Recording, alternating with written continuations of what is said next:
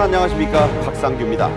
윤석열 대통령이 이번엔 영국과 프랑스 순방에 나섰습니다. 영국 의회 연설, 한영 어코드, 세계 엑스포 부산 유치의 마지막 유세전 등 윤 대통령이 펼칠 서유럽 집중 외교전을 자세히 짚어드리겠습니다. 주말도 잊은 채 계속됐던 윤 대통령의 에이펙 일정도 결산해 보겠습니다. 올해 7번째 한일 정상회담의 브로맨스와 1조 5천억 원 규모의 미국 투자 유치, 블랙핑크 로제 양과 김건희 여사의 깜짝 만남 소식도 전하겠습니다. 먼저 시사평론가 고성국 박사와 함께하겠습니다. 어서 오십시오. 안녕하십니까. 네. 윤 대통령이 영국과 프랑스로 이어지는 일주일간의 서유럽 순방에 오전 10시 반쯤 나섰습니다. 찰스 3세가 즉위 후 처음 초청한 국빈 방문과 영국 의회에서의 연설, 세계 엑스포 개최지를 결정하는 파리 투표의 최종 유세전 등 중요한 현안들이 아주 많은데요. 먼저 영상으로 보겠습니다. 찰스 국왕이 올해 대관식을 한 이후에 초청한 첫 국빈은 윤 대통령입니다.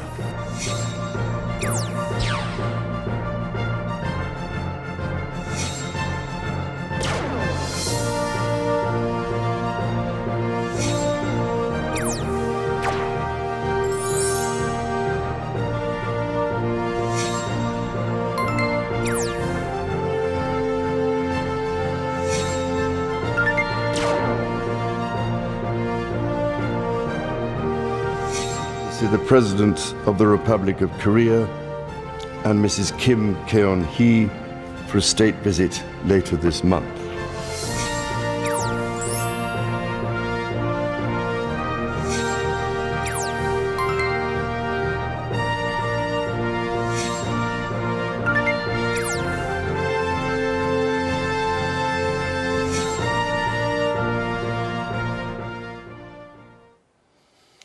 네, 윤 대통령 내외의 출국 영상부터 좀 보겠습니다. 우리 시간으로 오전 10시 반에 이루어졌는데요. 직접 보시죠.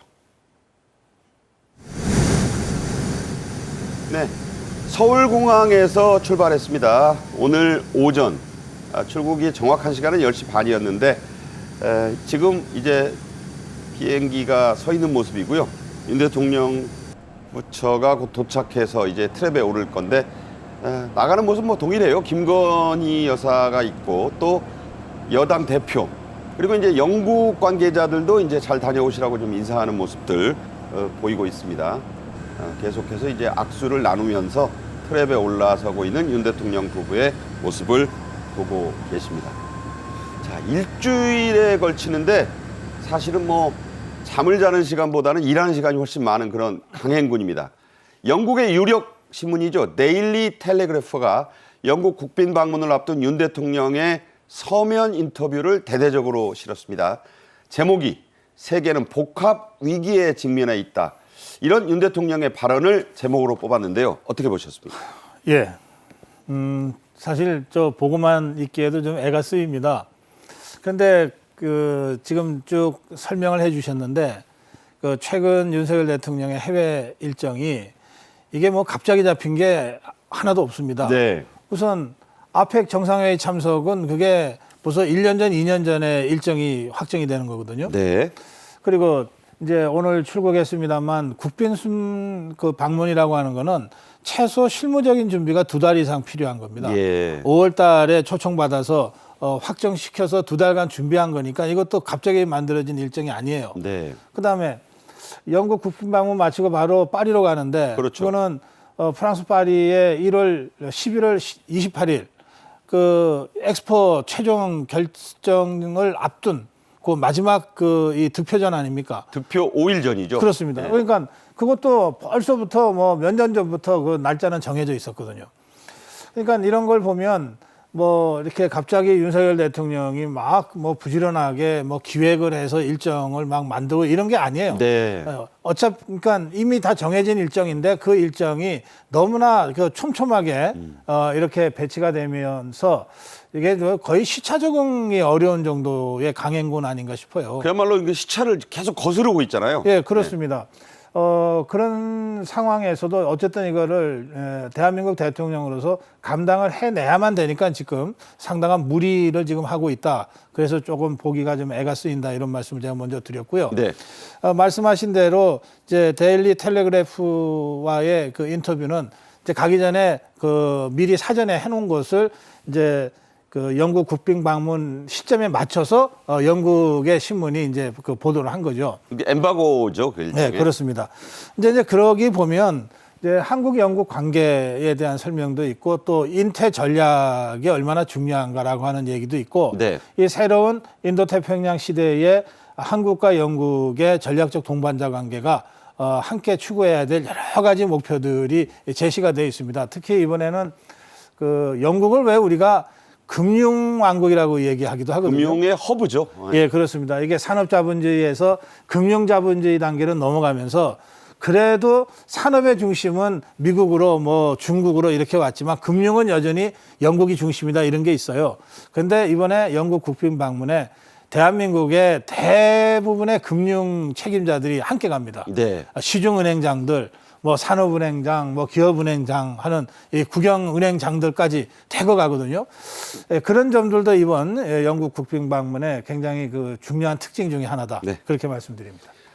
자, 이런 인터뷰와 함께 이 인터뷰에서 윤 대통령은 중국, 러시아, 북한 간의 협력과 이해관계가 얽혀 있는데 이게 세계 안보에 매우 중요한 영향을 미친다. 이런 말을 했는데 이 의미는 어떻게 보셨습니까?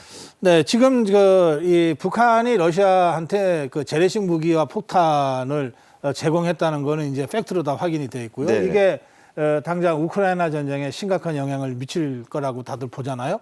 그러니까 이거는 우크라이나 전쟁은 나토 국가에게는 다 직접적인 문제 아닙니까? 그렇죠. 영국을 비롯한 이런 문제가 있고 또 러시아가 북한에다가 그 대가로 무슨 이 로켓 기술이라든지 무슨 인공위성 정찰 기술 같은 거를 준다는 얘기들이 있는데 지금 북한이 곧 발사한다는 것 아닙니까? 네, 오늘내를 하고 있어요. 그러면 이것은 우리 대한민국과 인도 태평양 지역에 심각한 그 안보적 위협으로 다가오는 것이거든요. 그러니까 이런 문제들에서 지금 이 글로벌 시대이기 때문에 저 뭐 우크라이나 전쟁이건 또는 이 이스라엘 하마스 전쟁이건 또는 동북아시아의 북한의 군사 도발이건 다 하나로 연관되어 있는 거죠. 네. 예, 그런 면에서 특히 이것이 러시아가 연관되어 있다는 점은 전통적으로 영국이 유럽에서 잠재적인 적국으로 늘 설정했던 게 러시아거든요. 러시아를 상정하고 있죠. 예, 그러니까 그런 의미에서 여러 가지 그 중의적인 그런 중요한 의미가 있는 전략적 포인트라고 말씀드릴 수 있겠습니다. 네. 윤 대통령은 말씀드린 대로 일주일에 걸쳐 영국과 프랑스를 차례로 방문합니다. 중요한 일정들을 그야말로 분단위로 소화해 나갈 텐데요. 한번 짚어드리겠습니다. 국빈 방문 일정은 이제 영국으로 떠나서 도착하자마자 동포간담회에 참석합니다. 21일 찰스 3세가 주최하는 국빈 행사가 있습니다. 의회 연설이 있게 되고 영어로 연설합니다. 한국전 6.25 참전 기념비에 헌화하는 행사. 그리고 22일 한영 정상회담, 수넥 영국 총리와 함께 됩니다. 비즈니스 포럼, 최고 과학자 미래 포럼 등이 잇따라 있고요.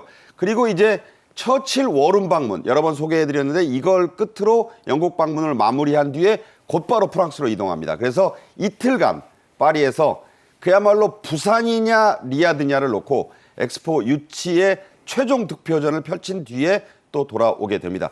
그야말로 뭐 잠자는 시간은 뭐 이렇게 아주 최소한이다 이런 말을 드릴 정도로 빡빡합니다. 여기서 중요한 일정이 또 있습니다. 윤 대통령이 이번에 경제사절단을 70여 명쯤 같이 이렇게 동행해서 가는데 5대 시중은행장과 은행권의 주요 간부들이 들어 있습니다. 매우 이례적인 일로 평가가 됩니다. 윤 대통령이 최근 시중은행들의 이자 장사를 아주 강도 높게 질타했었다. 이런 점도 있고 시중은행장들이 같이 가는 거 아까 말씀하신 런던의 중요성도 감안되고 여러 가지 의미가 있을 것 같아요. 그렇습니다. 이제 이를테면은 최근에 우리가 K방산으로 굉장한 성과를 내고 있잖아요. 네. 근데 K방산은 이제 군수 무기를 수출하는 건데 이게 한 대당 액수도 엄청나고 고가고 이게 장기간에 걸쳐서 뭐 수십조 단위 의 거래잖아요. 네. 그러니까 이거를 현금 주고 사는 나라는 거의 없습니다. 없죠. 그러면 이를테면은 이제 금융기관이 나서서 뭐 85% 정도는 뭐 몇십 년에 걸쳐서 금융 지원을 하는 형식으로 하면서 거래가 이루어지거든요. 보험도 또 들어야 되고요. 그렇습니다. 네. 그거를 선진국의 금융기관들은 아주 적극적으로 잘하고 있어요. 근데 아직은 이제 우리나라 금융기관들은 뭐 아까 말씀 중에 뭐 이자 장사 얘기도 잠깐 나왔지만 이게 뭐 우리 국민들, 서민들한테 담보 받아가지고서 이자 장사하는 식으로 돈을 모으기는 해도 작년에만 36조 원 예, 벌었어요. 정말로 이게 기업의 신용 가치를 분석하고 좀 리스크를 테이킹 한다든지 또는 그런 선진 기법을 가지고 국가적인 그런 방산 수출이라든지 이런데 적극적으로 함께 나간다든지 네. 하는 부분들이 굉장히 약했던 거예요. 그랬죠. 그러니까 이번에 이 금융기관장들이 대거 대통령과 함께 지금 글로벌 경제 현장을 직접 한번 보자. 이 얘기를 지금 대통령이 하고 싶은 것 같아요. 네. 자, 영국 그래서, 가서 예. 런던 은행가들 좀 만나라. 그렇습니다. 그래서 저는 이게 금융기관장들이 요청해서라기보다는 대통령이 이번에는 저 금융기관장들과 함께 정말 치열한 이 세계 경제 현장에 금융이 어떤 역할을 하는지 선진국 가서 좀 보고 오자. 이렇게 한 것 아닌가. 그렇게 저는 짐작합니다. 금융신사유람단이란 말도 할 수 있겠어요. 예. 여러 가지로 좀 선진 스탠다드, 글로벌 스탠다드 좀 봅시다. 예. 이런 의미도 있다고. 그리고 저 네. 짧게 한 말씀만 더 드리면 아까 이제 쭉 의전에 대한 말씀하셨는데 왜 우리가 외교는 의전이다 이런 말도 있어요. 그렇죠. 근데 우리가 이제 학교에서 제가 외교사를 이제 학생들한테 가르칠 때 보면 영국의 외교사와 프랑스 외교사가 외교사의 거의 전부예요. 네. 그러니까 지금 우리가 알고 있는 외교의 의전이라고 하는 건 대부분 영국과 프랑스에서 만들어진 거라고 이해하셔도 돼요. 교과서다, 둘 다. 예. 이제 그 영국이 국빈 방문이라는 최고 수준의 그 외교 행사에서 의전을 어떻게 해주는가 이것도 아주 재밌게 볼 만한 포인트라고 할 수 있습니다. 나중에 이제 그 학생들 가르치실 때 또 네. 하나의 샘플이 나오는군요. 아, 그렇습니다. 예. 네.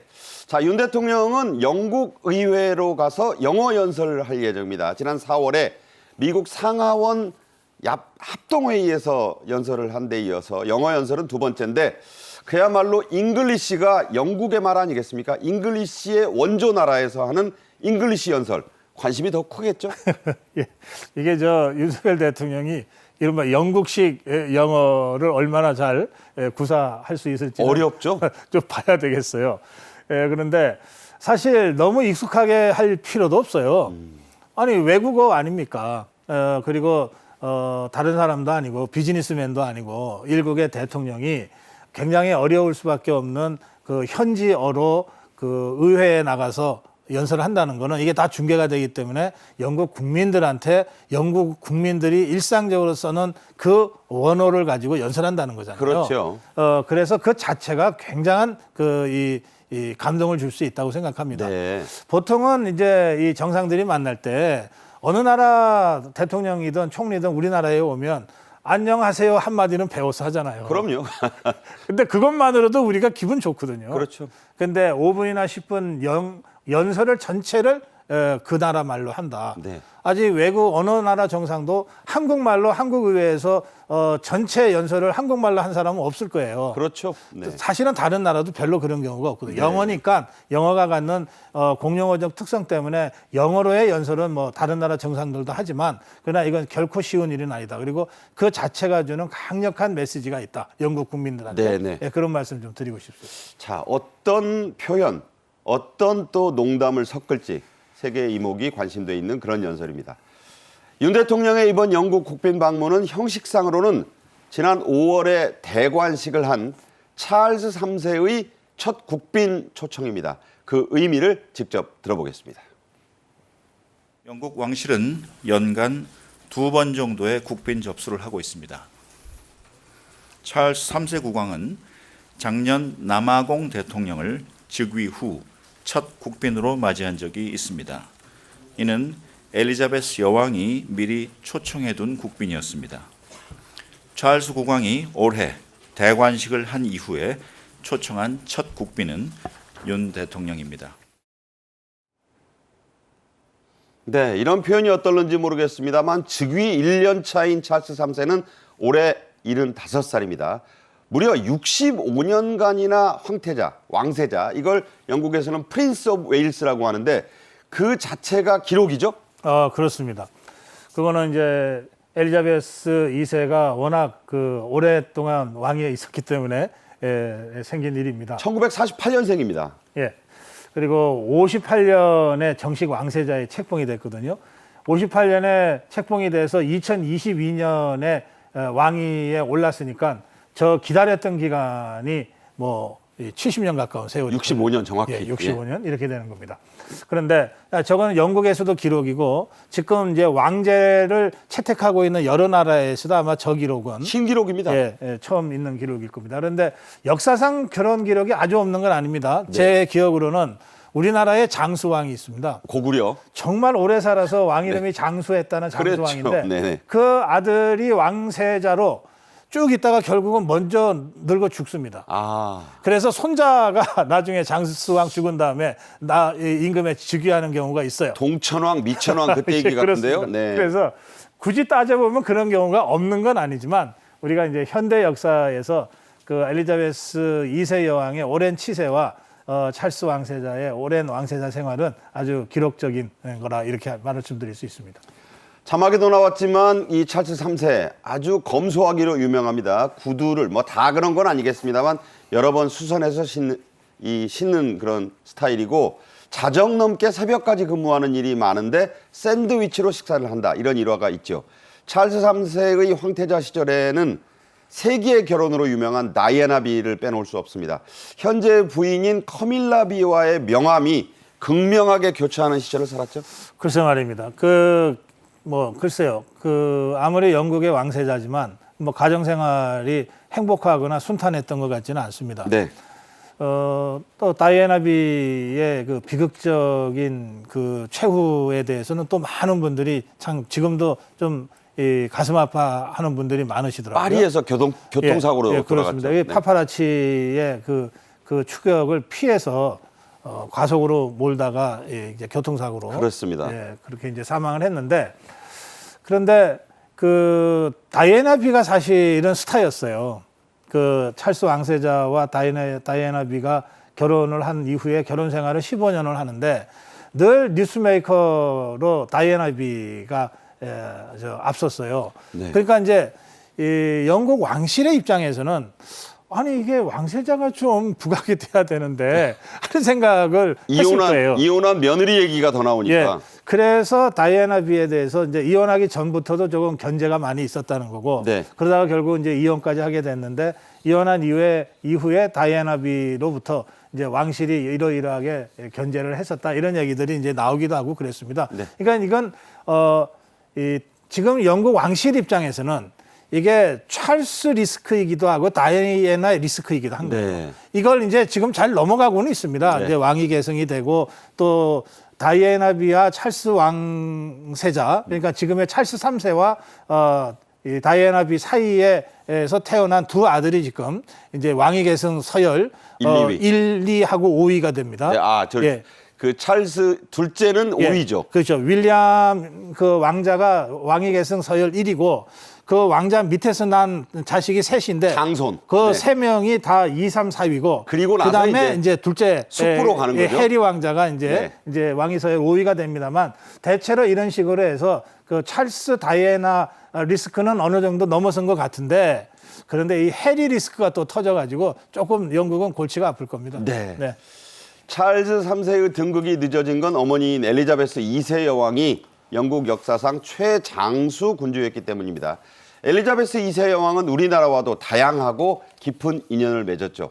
1999년 김대중 대통령의 초청으로 3박 4일간 방한해서 경북 안동의 하회마을도 가서 생일상을 받던 모습 보겠습니다. 네, 저게 벌써 24년 전이네요. 저도 안동 하회마을을 갔더니 영국 여왕 다녀가신 곳이라고 팻말이 곳곳에 붙어 있습니다. 당시에 이제 그 하회마을 주민들하고 악수 나누시고 그때 유명해진 게 한국 예법을 생각해서 여왕이 구두를 신고 들어가지 않고 맨발로 들어가서 또 화제가 됐었어요. 저때. 그리고 명인으로부터 생일상을 또 받았습니다. 이때 받은 게 궁중 생일상인데 무려 47가지 네. 반찬과 그 예법대로 차린 그런 그 생일상이었는데 이거였습니다. 네. 그때 그 명의는 2020년에 돌아가셨고요. 여왕도 돌아가셨는데 저때 기억나시죠? 그럼요. 예. 하회마을은 저 후에 그 정말 세계적인 이 문화 유적이 된 거죠. 물론 그 이전부터 하회마을은 우리가 자랑하는 문화재이고 관광지였지만 엘리자베스 여왕의 당시 하회마을 방문이 워낙 세계적으로 네. 뉴스가 됐습니다. 그러면서 그 이후에 하회마을은 정말 외국인들이 한국에 오면 웬만하면 꼭 한 번씩 찾고 찾아가는 그런 명소가 됐고, 그 뒤에 잠깐 나오는 게 이제 봉정사인데요. 네. 이게 이제 안동에서 조금 더 바깥으로 좀 가야 있는 아주 그 천연고찰인데. 봉정사 동종화 유명하지 않습니까? 그렇습니다. 그렇게 아주 뭐 규모가 크지는 않지만 정말 고적한 분위기 속에서 정말 힐링할 수 있는 그런 곳이에요. 지금도 참 좋은 곳입니다. 네. 그래서 당시에 하회마을을 거쳐서 봉정사까지 다녀온 엘리자베스 여왕의 그 행보는 상당히 잘 기획된 행보다. 지금 와서도 그런 평가가 가능할 것 같습니다. 예. 찰스 3세도 한국과의 인연이 깊습니다. 1992년에 당시의 부인이었던 다이애나 왕세자 빈과 우리나라를 찾은 적이 있었는데요. 그때 영상 보시죠. 이 좋은 계절에 영국의 찰스 왕세자 내외가 우리나라 네, 저 때가 또 언제입니까? 92년이니까요. 31년 전입니다. 저 때는 이제 다이애나 빈과 부부였을 때니까 정말 옛날이었죠. 저 다이애나 빈 지금도 기억이 생생한데 이 패션의 포인트를 이 모자로 기억하시는 분들이 많습니다. 저런 모자가 많았고요. 저게 또 한번 쓰고 나면 다이애나 빈의 모자라 그래서 저때 정말 대단했죠. 당시에 또 그 한국군 참전 기념비에 찰스 왕세자의 자격으로 왔었고요. 저때 영국 국민들이 참 열광하던 시기였습니다. 그렇습니다. 네. 그 노태우 대통령의 초청으로 왕세자 부부가 왔던 것이고요. 이게 이제 우리의 그 영국과의 그 외교 역사가 한 140년쯤 그렇습니다. 그러니까 가장 오래된 외교 관계를 가장 오래전부터 맺어온 나라이거든요. 네. 그런데 사실은 그렇게 이 왕래가 자주 있었던 건 아니에요. 네. 그런 중에도 엘리자베스 2세 여왕의 방문과 왕세자 부부의 방문은 아주 의미 있는 그런 한중 역사의 한 이정표가 되어 있습니다. 네. 아까 고 박사님 말씀하신 영국 왕위 계승 서열, 이게 아주 복잡합니다. 이거 시험 봐도 잘 틀리기 쉬운 건데 현재 영국의 왕위 계승 서열 1위는 찰스 3세의 장남인 윌리엄 왕세자입니다.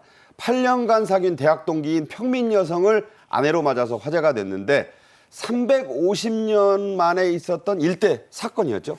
그 평민 여성과의 결혼이 350년 만에 있었다는 겁니다. 되게 왕실은 왕실 안에서 결혼이 그동안 이루어져 왔어요. 다이애나도 왕족이었고요. 네, 그리고 이게 평민이라 그러니까 조금 무슨 소리냐 하실지 모르겠는데 어쨌든 영국은 왕실이 있고 그다음에 공작이 있고 백작이 있고 남작이 있고 후작이 있는 그 귀족이 지금 있는 나라예요. 공후 백자 남이죠. 예, 그렇습니다.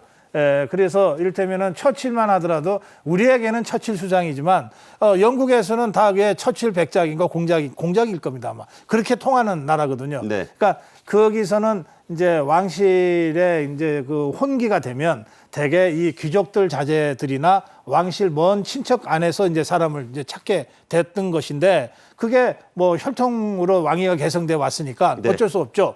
그래서 350년의 역사가 그렇게 이 왕실 내의 결혼으로 승계가 되어 오다가 마침내 이 윌리엄 왕세자 때 와서 평민 여성과 결혼을 하게 됐다. 이것만으로 영국 왕실이 변하고 있다. 또는 왕세자에 대한 그 영국 국민들의 그 좋은 생각, 좋은 이미지를 아버지 찰스 왕세자 때와는 또 다르게 그렇게 만들어냈다고 할 수 있습니다. 자, 윌리엄 왕세자는 영국의 응급헬기 구조사로 조종사로 복무를 했고 케이트 미들턴 왕세자비는 대중 브랜드를 입으면 이게 모자든 뭐 그 어떤 패션이든 완판시킨다고 해서 영국 국민들 사이에 인기가 아주 높습니다. 중저가 제품 브랜드 중에 뭐 자라나 이런 거 우리나라에도 많이 있는데 그러니까요. 그런 거를 주로 입었다 그래요. 네. 근데 그걸 잘 소화시켰다는 거예요. 네. 예. 이 두 부부가 윤석열 대통령과 김건희 여사를 숙소로 직접 아침에 찾아와서 이제 하는 그런 의전을 또 하게 되는데 그 얘기는 그때 가서 또 자세히 하겠습니다. 자, 윤 대통령의 영국 국빈 방문을 맞아 런던 시내 곳곳에는 지금 한영 수교 140주년을 기념하는 광고 영상이 틀어져 나오고 있습니다. 함께 보겠습니다. 짧게.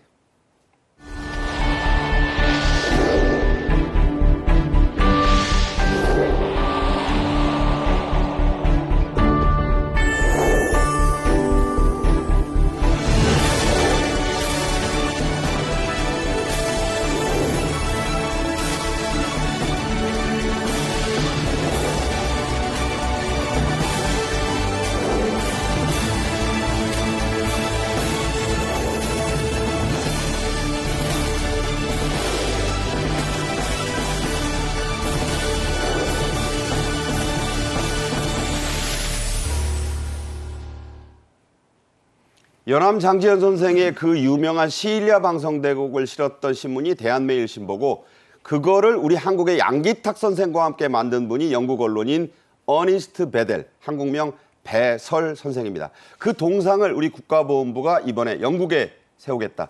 브리스톨이 생가라고 해요. 그쪽에 예, 영국의 세운답니다. 브리스톨이 네. 생가인데 실제로 이 배설 선생은 돌아가신 후에 지금 우리 한국에 모셔져 있습니다. 네. 그 마포에 있는 양화진이라는 곳에 그렇죠. 예, 모셔져 있는데 유언이 내가 죽더라도 이 신문은 살려라, 조선을 구해라 이랬던 것이고요. 이 배설 선생이 그 1905년에 을사늑약이 체결될 때 네. 그 부당성을 전 세계에 알리는 그런 기사를 써서 전 세계 여론을 환기시키는데 결정적인 역할을 했기 때문에 네. 이 배설 선생이 1909년에 돌아가시는데 네. 그 돌아가시기 전에 일본이 끊임없이 영국에다가 영일 동맹을 했잖아요. 그렇죠. 그러니까 일본이 영국에다가 뭐 여러 가지로 요구할 수 있는데 이 베델 이 사람을 제발 좀 영국으로 좀 데리고 가라. 데리고 가라. 예, 근데 끝내 거부하고 한국에서 끝까지 활동을 하다가 돌아가셨습니다. 네, 영국하면 빼놓을 수 없는 얘기를 오늘의 마지막 주제로 하겠습니다. 지난 여름이죠. 새만금 잼버리 때 영국 대원들이 대거 찾았던 곳이 있습니다. 6.25 추모공원 이야기인데요. 파주 설마리 일대에서 벌어진 치열한 격전, 글로스터 연대의 격전은 6.25 전쟁사를 수놓는 네. 일대 격전 아니었습니까? 이 대대병력이 중공군의 남하를 막았어요. 그러니까 중공군이 1951년에 이제 그 무력으로 개입하잖아요. 그래서 일사후퇴가 이제 생기잖아요. 그러니까 계속 밀리지만은 6.25 전쟁 초기처럼 쭉쭉 밀리는 건 아니고 네. 계속 저항하면서 버텨내면서 밀렸던 거예요. 그런데 다시 서울을 다 뺏기거든요. 네. 그런데 서울을 사수하기 위해서 이 서울 전선의 파주 설마리에서 이 영국군의 대대가 그 버텨낸 거죠. 거의 10,000명 가까운 중공군하고. 그렇습니다. 29여단 글로스터셔 대대인데 이 대대가 그 전투에서 10배 많은 중공군과 싸워서 어떻게 돼 있냐면 4일간의 격전에서 622명 중에 39명만 살아 돌아와요. 그렇죠. 그럼 한 600명 정도가 전사한 겁니다. 그렇죠. 그 중공군과 막아내고. 그런데 여기 설마리에서 그렇게 맞으면 지연 작전을 쓴 거거든요. 네. 목숨을 던져서 그 바람에 서울을 며칠이라도 더 막아내면서 질서 있는 퇴각이 가능했다. 네. 이런 의미에서 6.25 전사에서도 높게 평가하는 아주 중요한 전투를 바로 영국 대대가 한 겁니다. 네. 6.25 전쟁 전체를 놓고 보면 미국이 제일 많이 참전했고 그다음에 두 번째가 두 번째죠. 영국입니다. 네. 전사자도 미국이 제일 많고 두 번째로 영국군이 많습니다. 그야말로 미영이죠. 네. 그렇습니다. 자, 이 영국 방문에 얽힌 얘기는 앞으로도 계속 나누겠습니다. 오늘 고성국 박사와의 말씀은 여기서 접겠습니다. 고맙습니다. 고맙습니다. 윤 대통령은 에이펙 정상회의 일정을 마무리한 뒤에 기시다 일본 총리와 미국 서부의 명문대학교 스탠포드를 함께 찾아 좌담회를 했죠. 브로맨스라 할 만한 친분을 선보였는데요. 또 미국 대통령 부인 질 바이든 여사는 김건희 여사와 친교 행사를 갖는 자리에 세계적인 걸그룹 블랙핑크의 로제 양을 초청해서 좌중을 깜짝 놀라게 했습니다. 이 소식들은 최양호 기업정책연구원장과 함께 나누겠습니다. 어서 오십시오. 네, 반갑습니다. 네. 자, 30차 에이펙 정상회의가 잘 끝났습니다. 2023 골든게이트 선언문이 채택됐는데, 자, 골든게이트, 금문교라고 번역되는 샌프란시스코의 상징 이름을 땄죠. 네. 이게 어떤 건가요? 이게 이제 에이펙 정상회담을 하면 매년 이제 이런 공동 선언문을 이제 발표를 합니다. 그래서 이게 1993년도부터 쭉 나오고요. 그때야 뭐 안정, 뭐 안전, 번영 이렇게 세 가지가 나왔는데 사실 지금 이것으로 인해서 다음 해 그리고 어떻게 나갈 것까지를 이제 에이펙 정상들이 의제로 삼는 부분들이 있고요. 골든게이트 선언문에서 보면은 이번에 중요한 내용은 다자 무역 체제 복원을 위한 에이펙의 역할이 중요하다는 그거에 방점을 찍으면서 갔습니다. 근데 여기가 원래 굉장히 중요한 에이펙 정상들의 이제 공동 선언문이 있었거든요. 그게 푸트라자야 비전인데 2040년이면 우리 다 함께 대가족이 되자. 그거를 지금 지켜나가는 과정에서 이런 것들을 지금 계속 발표들을 지금 하고 있는 상황이라고 보여집니다. 네, 내후년에는 우리나라에서 이제 에이펙 정상회의가 그렇습니다. 열리면 그 연장선에 있겠군요. 네, 그렇습니다. 그래서 그런 부분들을 의장국으로서 이제 더 차를 잡고 지금 가실 그런 내용들을 좀 많이 발표를 하신 것 같습니다. 네. 자, 우크라이나 전쟁 또 이스라엘 전쟁에 대해서는 회원국들 간의 이견이 꽤 있었습니다. 그래서 공동 성명, 뭐 선언 이런 건 안 나왔고 별도의 의장 성명만 내는데 그쳤죠? 네. 러시아가 회원국입니다. 네. 그렇기 때문에 거기서 뭐 공동선언이 나올 수가 없고요.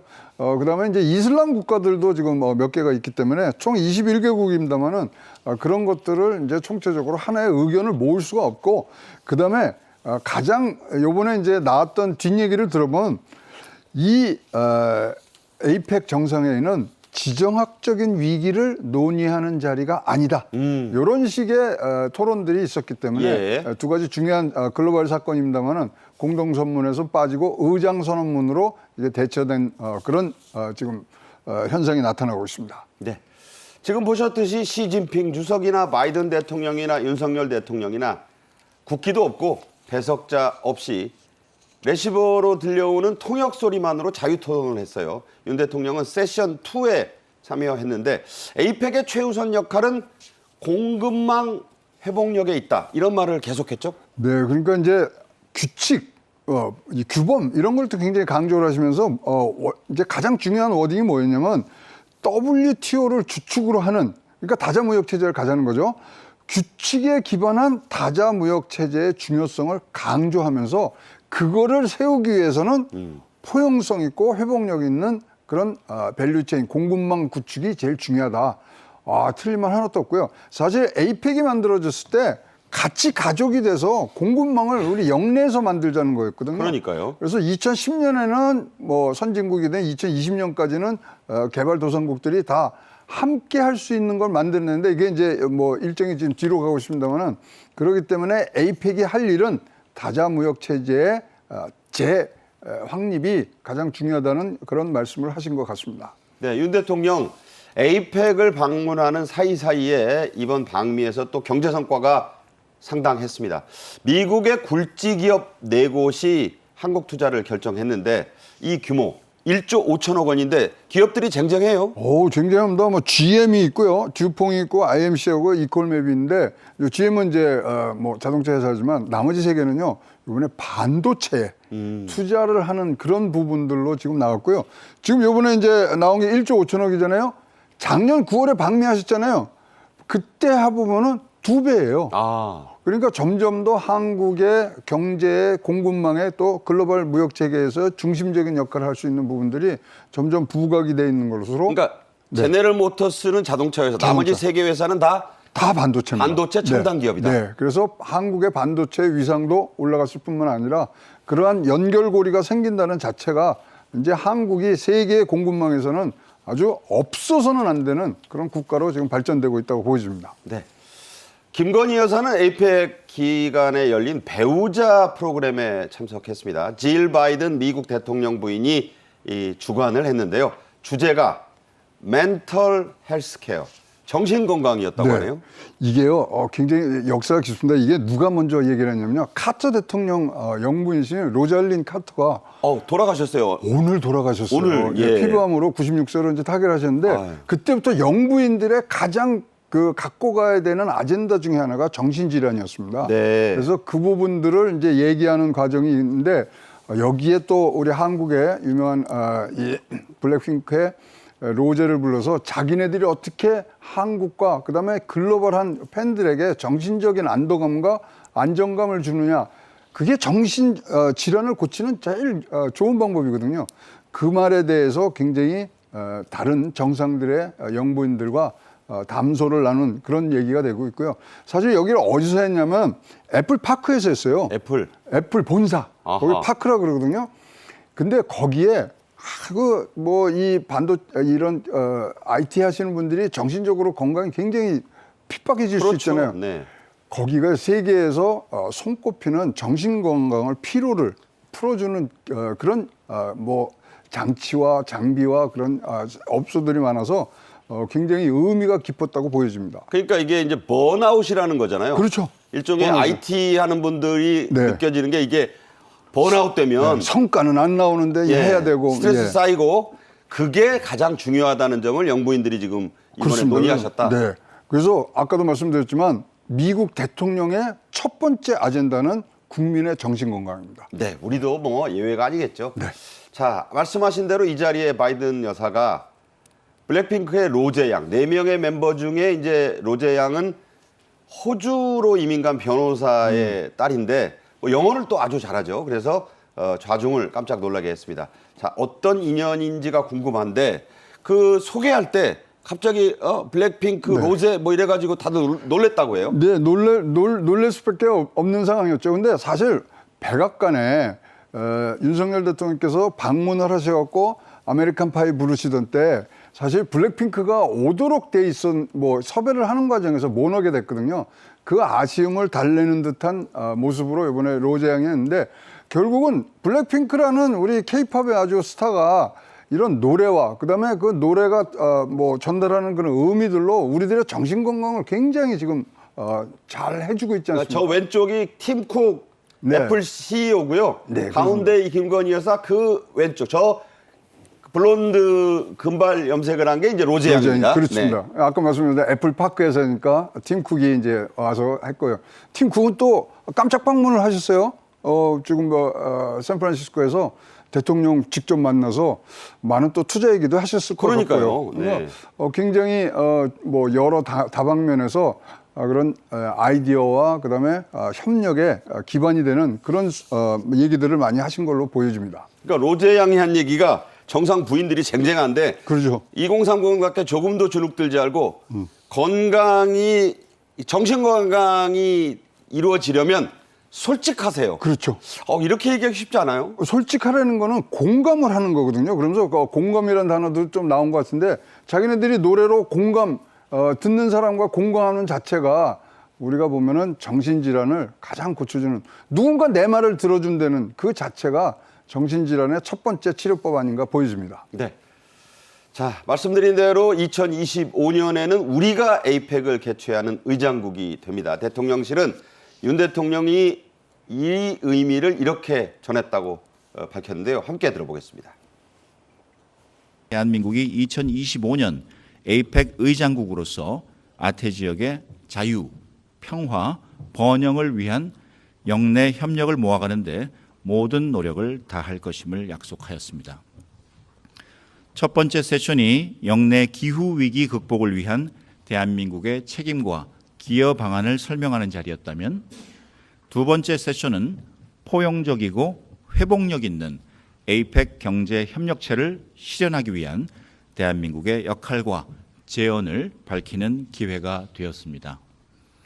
윤 대통령의 메시지는 첫 번째 기후 위기 극복, 두 번째 규범에 입각한 무역과 디지털 규범의 구축, 세 번째 영내 공급망의 상호 연계성 강화를 주제로 아태 지역의 연대와 협력을 촉구하는 대한민국의 책임 있는 리더십을 보여주기 위한 것입니다. 윤 대통령은 이어서 스탠포드 대학으로 갔습니다. 샌프란시스코에서 멀지 않은 미국 서부의 명문대죠. 스타트업 간담회에 공동 참석했는데 기시다 일본 총리와 함께하고 각각 연설도 하고 뭐 여러 가지 브로맨스의 모습을 보여서 화제가 됐죠. 그렇습니다. 이 뭐 보시면은 자주 만나셨어요. 그리고 굉장히 많은 얘기들을 지금 하고 계신데 두 분이 항상 만났을 때 나온 얘기가 미래 세대가 같이 협력할 수 있는 장을 만들자. 네. 이런 부분들에 지금 의기투합이 돼 있는 상황이고요. 그러는 과정에서 이번에 AI라든가 첨단 기술인가 이런데 우리 미래 세대가 같이 협력할 수 있는 장을 만들면 우리가 현재 갖고 있는 한일 간의 그런 묵은 감정들도 우리가 헤쳐나지 않겠느냐 그런 부분들로 하고요. 특히 이번에 이제 이 연구소에 초청한 부분들에 가서 뭐가 나왔냐면요. 수소 암모니아 글로벌 밸류 체인을 같이 만들자 이렇게 된 거예요. 아, 네. 그러니까 이것들이 자꾸만 구체화되면서 양국 간의 어떤 미래를 향한 그런 한 걸음 한 걸음들이 더욱더 가시화되고 있다고 보여집니다. 네. 자, 윤 대통령이 이 자리의 의미와 함께 앞으로의 방향에 대해서 직접 얘기한 내용이 있습니다. 역시 간추려 들어보겠습니다. 뛰어난 아이디어와 우수한 기술력으로 무장한 이 스타트업은 우리 사회 혁신의 주역입니다. 혁신에는 국경이 없습니다. 한국은 지난 8월 스타트업 코리아 전략을 발표했습니다. 국경 없는 스타트업 지원을 추진하고 있습니다. 양국 정부는 다양한 분야에서 스타트업의 교류와 협력을 지원하여 우리 미래 세대의 도전과 혁신을 함께 뒷받침할 것입니다. 네, 이런 그 회의 내용 못지않게 윤 대통령과 기시다 일본 총리가 보여준 브로맨스 이게 이제 화제가 됐는데 여러 얘기들이 오갔습니다. 특히 기시다 총리의 발언이 아주 화제가 됐어요. 그러니까 함께 맛있는 음식과 술을 7번이나 올해 만났으니까 그런 그렇죠. 얘기가 또 나왔죠. 그러니까 뭐 우리 말로 보면 우리가 남이가 이제 이게 된 것 같아요. 그래서 작년 9월 22일 날 뉴욕 총회까지 만난 것까지 합하면 지금 1년 조금 넘는 시간에 9번을 만난 거예요. 그러니까요. 작년에 5월 달에는 한 번은 우리 윤석열 대통령이 가고 그다음에는 먼저 오고 그다음에 히로시마 G7 정상회 또 일본에 가고 그 등등을 지금 하면서 굉장히 끈끈한 부분들을 만들고 있고요. 지금 정부 간 협의체는요. 100% 복원이 됐습니다. 네. 그래서 이웃과의 진짜 손잡고 앞으로의 에이펙 그리고 아시아 태평양 지역이 얼마나 많은 세계의 경제에 이바지할 수 있는가를 양국이 협력하는 과정에서 지금 조금씩 가시화되고 좋은 이웃이 좋은 감정이 있어야 그때부터 이웃으로 서로 같이 한 곳을 바라보지 그렇죠. 않겠습니까? 그런 부분에 있어서 브로맨스라고 지금 말씀하셨는데 아주 적절한 단어라고 보여집니다. 네. 자, 이날 좌담회에 낯익은 얼굴이 보였죠. 그 윤 대통령과 기시다 총리 사이에 앉은 여성 후보 연구소장인데 콘돌리사 라이스 아들 부시 대통령 때 국무장관을 지낸 인물이고 우리나라에도 왔었습니다. 제가 한번 앵커 시절에 그 인터뷰를 한 적도 있는 분인데 네. 자, 이날 좌담회 저 모습입니다. 라이스 후보 연구소장이 빨간색 모자를 야구 모자를 두 정상에게 같이 선물했는데 이걸 이게 쓰고 저렇게 또 네, 포즈로 취하고요. 화이팅하고 저렇게 같은 모자를 썼다는 것 자체가 무슨 의미냐면 우리는 팀이다. 네, 그래서 또 뭐 라이스 후보 연구소 소장이 잘 이것들 컨트롤 잘 하시겠지만 이 부분들이 진짜로 의미하는 거는 굉장히 많다고 합니다. 네. 우리가 일본하고 같은 방향을 바라본 적이 있습니까? 우리가 일본하고 같이 같은 유니폼을 입어본 적이 있습니까? 자, 새로운 미대 세력의 주축으로 다시 거듭나는 한일 간의 외교 협력 굉장히 큰 획을 긋는 사건이라고 보여집니다. 네. 일부 언론이 에이펙 기간 중에 한중 정상회담이 열린다더니 스탠딩 약식 회담 말고 따로 공식 회담은 열리지 않았느냐 이런 문제 제기를 했었는데 대통령실의 해명이 있었죠? 아니 근데 이거는 그렇게 보시면 안 됩니다. 왜냐하면 작년 7월 달에 차관보가 가서 만났죠. 그다음에 외교부 장관끼리 만났죠. 그다음에 아시안 게임 때는 한덕수 총리가 가서 이제 만난 적이 있기 때문에 사실 그렇게 지금 급한 현안이 있지 않는 상황에서 만나는 부분들이 그렇게 급했느냐 이런 부분도 생각이고요. 사실 더 중요한 거는 10월 26일 날 지금 양국 외무부 장관들이 부산에서 회동을 가집니다. 11월 아닙니까? 10월입니다. 이제 며칠 후에. 11월이죠. 한번 체결하겠습니다. 하여튼 네. 빠른 시일 내에 지금 그것이 이제 이루어질 것 같고요. 거기서 의제들이 나와서 2달, 3달 정도 뭐 이게 거치는 과정들을 거치면요. 그다음에 일, 중 3개국의 정상회담은 가시권 안에 들어와 있고 그렇다면 이제 우리가 지금 의장국입니다. 그래서 한국에서 이루어질 수 있는 큰 외교적인 이벤트가 지금 기다리고 있다고 보여집니다. 그러니까 이번 사태를 보면요. 3분을 만났느니 67초밖에 안 만났느니 하고 다투는 것 자체가 그냥 좀 작게 보는 것 같아요. 그렇습니다. 상황을. 아니 거기서 다른 나라하고 만나지 않는다는 자체도 얼마나 많은 교류가 있었기 때문에 안 만나겠습니까? 그런 뭐 우리가 굉장히 파지티브한 면을 봐야지 몇 분 만나니 이거 아니거든요. 네. 여러 가지 얘기를 함께 나눴습니다. 최양호 기업정책연구원장이었습니다. 고맙습니다. 정책엔 이슈가 준비한 오늘의 소식은 여기까지입니다. 오늘도 시청해 주신 여러분 감사합니다.